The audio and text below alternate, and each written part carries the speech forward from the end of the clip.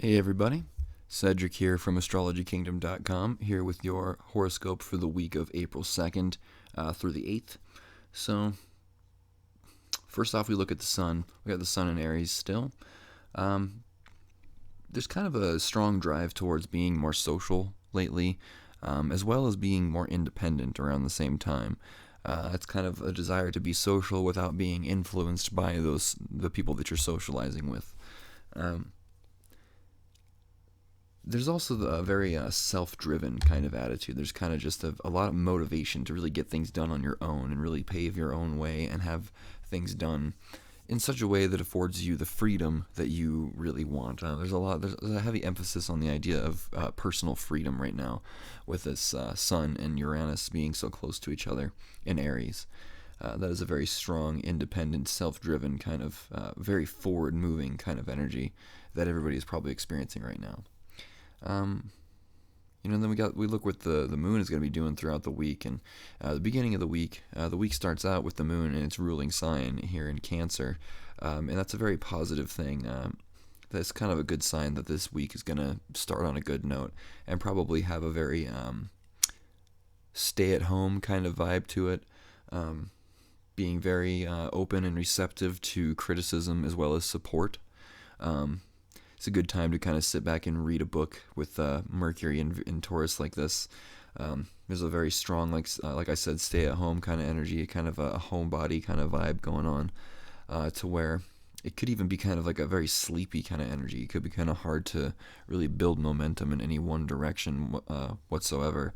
It's like kind of moving through the mud, It's like you have the energy at first, and then you try to get things done, and then it works out, but then you just feel totally drained afterwards. It's just there's a lot of effort to be exerted in getting things done right now.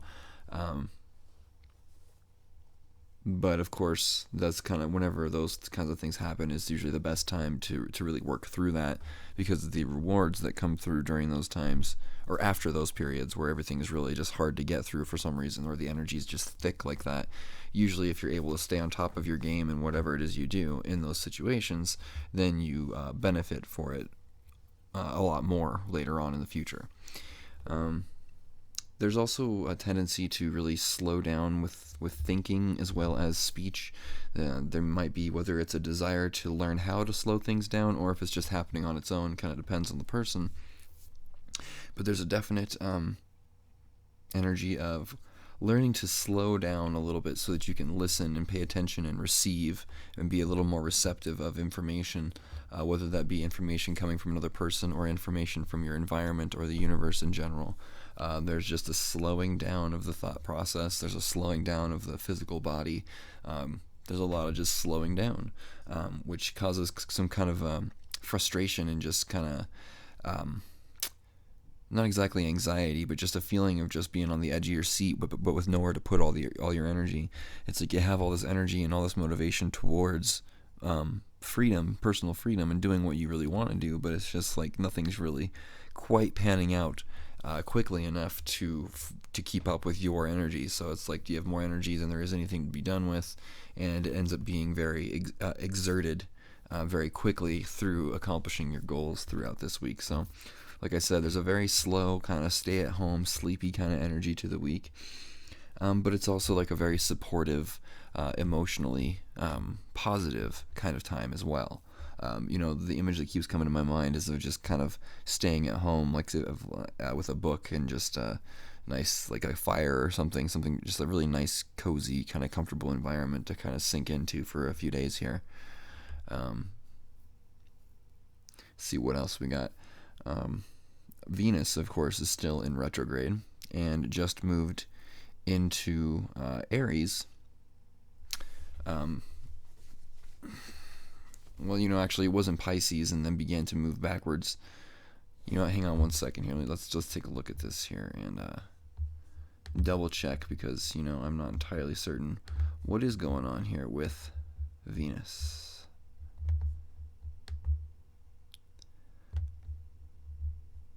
Let's move that forward.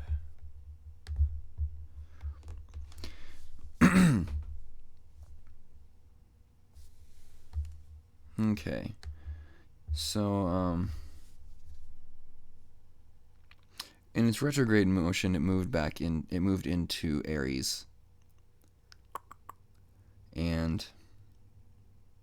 or moved out of Aries. I'm sorry, I don't know why I got that so confused just now. But Venus is in retrograde, moving backwards. So it's moving from Aries into Pisces, and when it goes direct, it's going to go back through from Pisces into Aries. And I think the reason this kind of threw me off is because I was kind of interpreting it as I was going through this video here. Usually I have some notes written down. For some reason I just skipped over Venus.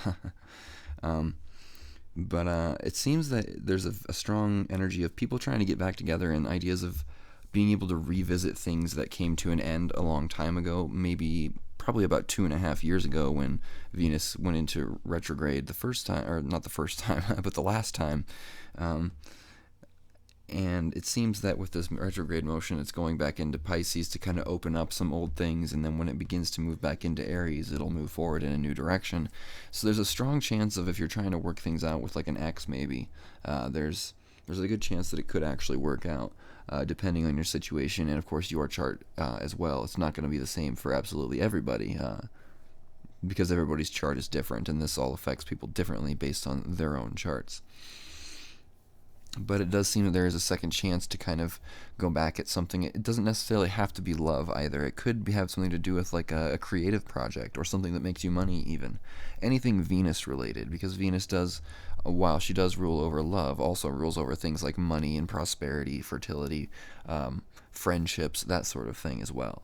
So there's just a reopening of something old that was kind of closed up before, that came to an end before, and now there is a new chance to take it, either find different closure, find more satisfying closure through that thing, or to reopen it and take it in a new direction. So it really depends on who you are and what's going on in your life and what's going on in your chart. What else here? Make sure I'm not missing anything. Let's take a look at Saturn. Let's see what Saturn's doing here today for this week. With the beginning of the week, we got some pretty positive aspects. The only difficult aspect here is probably a lot of experiences with delays in, once again, money and love, and everything Venus related. There's a lot of delays happening as well in that arena.